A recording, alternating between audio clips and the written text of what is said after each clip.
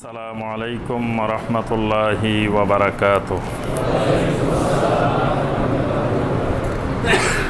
40 নম্বর আজকের সর্বশেষ যে হাদিসটি, সেটি হলো একটি আলী রাদিয়াল্লাহু তাআলা আনহুকে তার মর্যাদা বাড়াইতে গিয়ে একটা হাদিস প্রচলিত হয়েছে যে আনা মাদিনাতুল ইলমে ওয়া আলিয়্যু বাবুহা, যে আমি রাসূল এলেমের শহর আর আলী হলো ওই শহরের দরজা, গেট।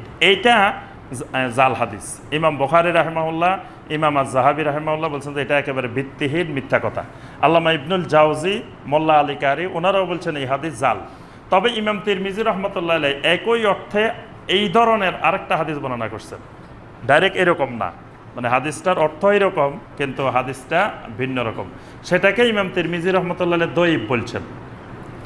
আর তবারানি এবং মুস্তাদরাকে হাকিমের মধ্যে এই ধরনের একটা হাদিস আসছে, সেই হাদিসটাকেও কোনো কোনো মুহাদ্দিসিন কেরাম দঈফ বলছেন, আবার কেউ কেউ জাল বলছেন।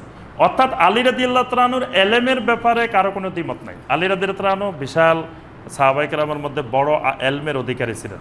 আলী রাদিয়াল্লাহু তাআলা আনহুর যে খুতবা, আলী রাদিয়াল্লাহু তাআলা আনহুর খুতবার একটা বই আছে নাহজুল বালাগা, বইটার নাম হলো নাহজুল বালাগা।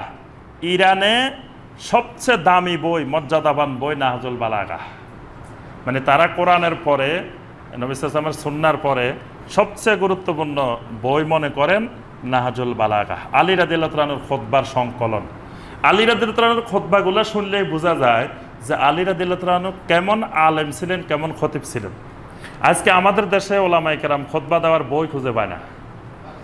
12 চান্দের খুতবা, তারপরে রুহানি খুতবা, বিভিন্ন রকমের বিভিন্ন নামে খুতবা বানানো আছে। অথচ আলী রাদিয়াল্লাহু তাআলা আনহুর ওই খুতবা থেকে আমাদের দেশে কোনো খুতবা দেওয়া হয় না।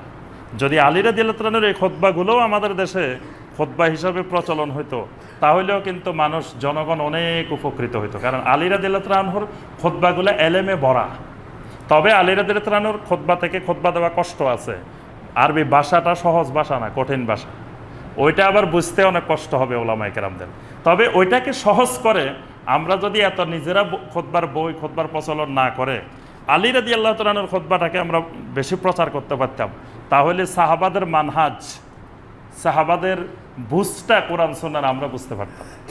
তো সম্মানিত ভাইয়েরা, সর্বশেষ আমরা আজকে যেই 10টি আমরা 40 নম্বর পর্যন্ত জাল হাদিস আলোচনা করলাম। আল্লাহ পাক আমাদেরকে এই সমস্ত মিথ্যা জাল হাদিস থেকে বিরত থাকার তৌফিক দান করুন। আল্লাহ সুবহানাহু ওয়া তাআলা আমাদের সবাইকে কোরআন এবং নবী সাল্লাল্লাহু আলাইহি ওয়াসাল্লামের সহিহ হাদিসগুলোর আলোকে আমল করার তৌফিক দান করুন। আল্লাহ পাক আমাদের সবাইকে দ্বীনের সহিহ মানহাজ, সহিহ বুঝ আল্লাহ পাক আমাদের সবাইকে দান করুন। আমিন ইয়া রাব্বাল আলামিন। আসসালামু আলাইকুম ওয়া রাহমাতুল্লাহি ওয়া বারাকাতুহু।